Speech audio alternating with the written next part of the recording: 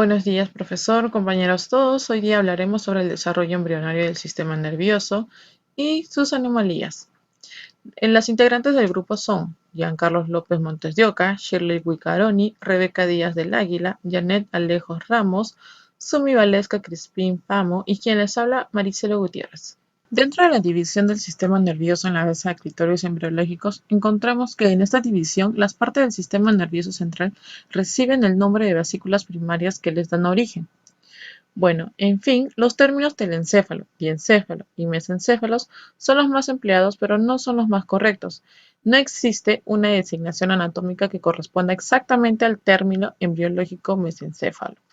Y por último, el término istmo es el que corresponde más directamente a la porción más craneal del puente, en el límite con el mesencéfalo. Origen del sistema nervioso. El sistema nervioso se origina en la capa germinal ectodérmica. Parte de esta capa ectodérmica da origen primero a las células de la cresta neural, las cuales contribuyen con la formación del sistema nervioso periférico. Segundo, al neuroectodermo, que origina el tubo neural generado del sistema nervioso central. Y tercero, el ectodermo anterior a la placa neural o ectodermo no neural, de donde se originan las placodas craneales, las cuales forman los órganos sensoriales especializados y los ganglios y algunos pares craneales. Para describir la formación del sistema nervioso central, se describen diferentes etapas claves como la gastrulación, la neuralización y el establecimiento de las vesículas primarias y secundarias. La gastrulación. Esta sucede en la tercera semana de gestación. Durante este proceso, el embrión pasa de ser una estructura organizada en dos capas, epiblasto e hipoblasto, a una formada por tres capas, el ectodermo, mesodermo y endodermo. En esta etapa se presenta el primer indicio de formación del sistema nervioso, el establecimiento de la placa neural. El primer indicio de la formación del sistema nervioso consiste en un espesamiento del ectoderma situado encima de la notocorda y formándose la llamada placa neural. La placa neural se forma gracias a una inducción de las células que migran debajo del epiblasto a través del nodo de Hesen y de la línea primitiva, para convertirse en endodermo y mesodermo. Bueno, continuando con la exposición, yo soy Janet Alejos Ramos y hablaremos de la neuralización. Bueno, la neuralización se da ya al finalizar la tercera semana, ¿no? Esta se va manifestando en dos formas. La primera sería la neuralización o la neuralización primaria. La primaria se va en las células de la placa neuronal, donde proliferan y se elevan hasta poder convertirse en los pliegues neurales, en que se funcionan para poder formar el tubo neuronal, ¿no? La otra que es la neuralización o la neuralización secundaria, que es el tubo que transforma inicialmente a una barra de defensas, ¿no? Para que posteriormente se ahueca y se pueda formar el tubo neuronal secundario. En cuanto a la segmentación, el ectodermo tiene tres tipos celulares, ¿no? O tres grupos celulares, ¿no? Que sería el que queda directamente en el tubo conocido como el endodermo neuronal o neurotodermo. En el otro punto, que sería el que cubre el tubo neuronal, que llamamos el endodermo no neuronal. Bueno, el que inicialmente está ubicado entre dos, ¿no? Posteriormente migra a distintos destinos en las células de las crestas neuronal. Bueno, en cuanto a la formación de las vesículas primarias y secundarias, ya dando pues antes de finalizar el cierre del tubo neuronal, ¿no? Donde inicia la diferenciación macroscópica. Bueno, estos cambios que se dan en el extremo anterior del tubo neuronal anterior, que dando el origen de las vesículas primarias, ¿no? Estas vesículas que son identificadas como el cerebro anterior, el prosocéfalo o el prosencéfalo, ¿no? El cerebro medio, o conocido también como el mesencéfalo, y el cerebro posterior, que es el domoencéfalo, ¿no? Que son separadas por ciertas valles o conflicciones. Ese tubo neuronal que es restante, que transforma a la médula espinal, ¿no? En cuanto a la segmentación del tubo neuronal, va estableciendo sitios del istmo y la zona limitada intralanámica, donde comportan ciertos centros de organizadores secundarios para generar las señales moleculares, ¿no? Y así dando origen a los diferentes subtipos celulares, ¿no? En el momento en que se va cerrando el neuroporo posterior, las vesículas ópticas que se han extendido lateralmente a cada lado del prosencéfalo específicamente en el encéfalo. Esas vesículas ópticas hacen que sea parte de las vesículas secundarias, ¿no? Que en el protoencéfalo se pueda subdividir en dos vesículas secundarias, ¿no? Y en la anterior llamada telencéfalo, y en el posterior, que es conocido como el encéfalo, ¿no? Bueno, en la cresta neuronal, que es el punto en donde el endoderma encuentra los labios de la goteira neural, que se empiezan a desarrollar las células que se han ido formando al lado de la lámina longitudinal, ¿no? Esta se está dominando por la cresta neural, situada dorsalmente al tubo neural. Y así va dando origen a los elementos del sistema nervioso periférico, ¿no? Y el tubo neuronal, ¿no? Bueno, estas son continuas en sentido cráneo y caudal. Ellas se dividen dando origen a diversos fragmentos que se van a ir dando en los ganglios espinales, ¿no? En cuanto a los elementos derivados, serían los ganglios sensitivos, los ganglios del sistema nervioso autónomo, que es como bisersal, ¿no? La médula espinal suprema, los paraganglios, los melancitos, las células Schwann y los anfitos, y las células C de la tiroides, ¿no? Inicialmente el tubo es una capa de epitelio neurogerminal. Esto nos quiere decir que es una capa de una célula de grosor compuesto por células madre neural, las que originalmente son capaces de dividirse y luego ya no lo hacen. Migran del tubo neural y se diferencian en neuronas o células gliales para constituir el sistema nervioso periférico.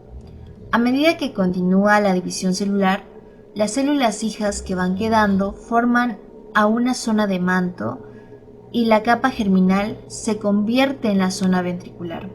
Según las señales moleculares que recibe cada zona del tubo, asimismo es su especificación celular.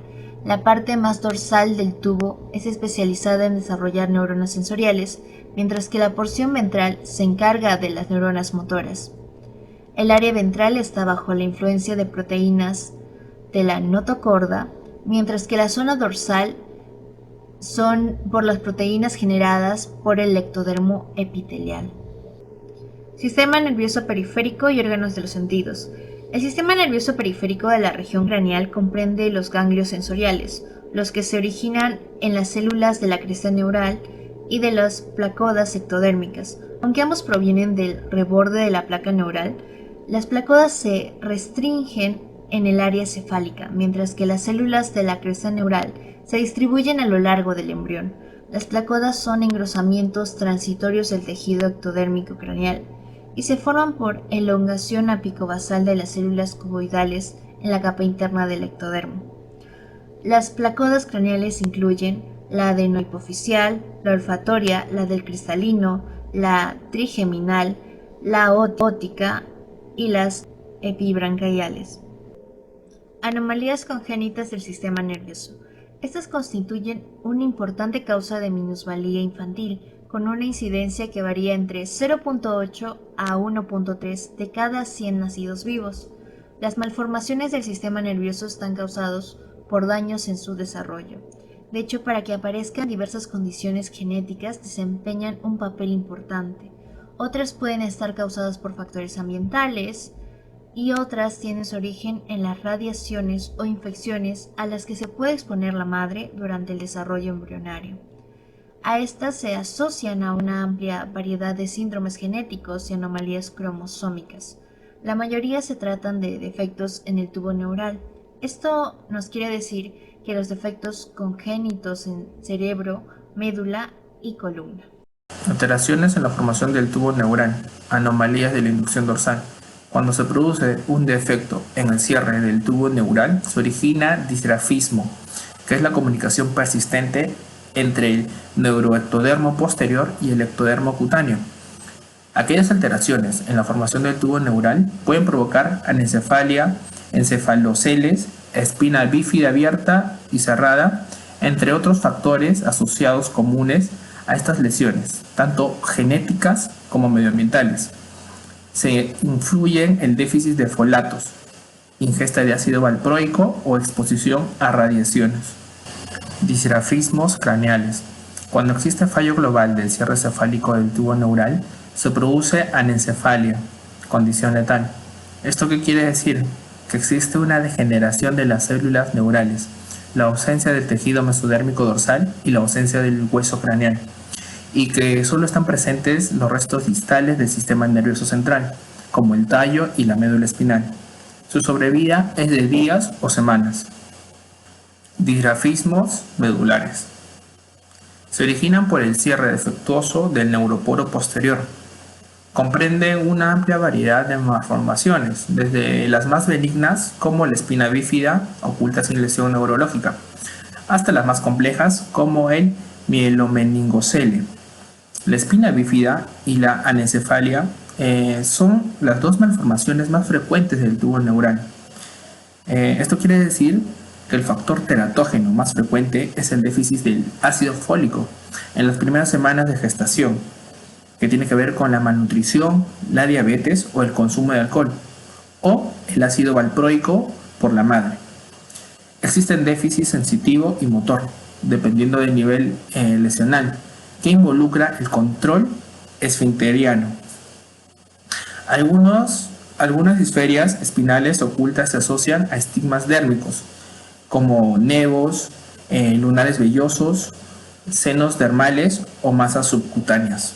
Buenos días, profesor. Continuando con la exposición, mi nombre es Shirley Wilcaroni. Yo les hablaré sobre los trastornos de la regionalización, las anomalías de la inducción ventral. Afecta la telencefalización, que es la división y la expansión lateral de la vesícula cerebral primaria. La forma más grave de esta es la malformación de la holopresencefalía, la cual existe y desorganiza la corteza cerebral y hay un menor número de neuronas, las cuales se encuentran desorientadas y no adoptan una laminación neuronal. Está relacionada con la cromosomopatías en el trisoma 13 y 18.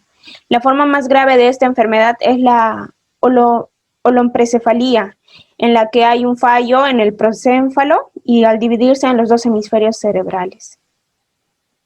Hablaremos sobre los trastornos en el desarrollo cortical, las anomalías en la proliferación y la diferenciación celular.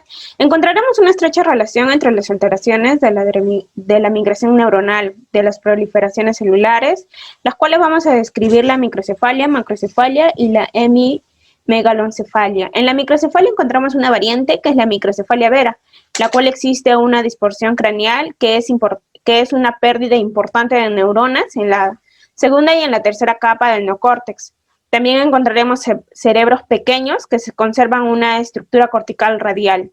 Con reducción de elementos neurales y gliales, cursa retraso mental y epilepsia.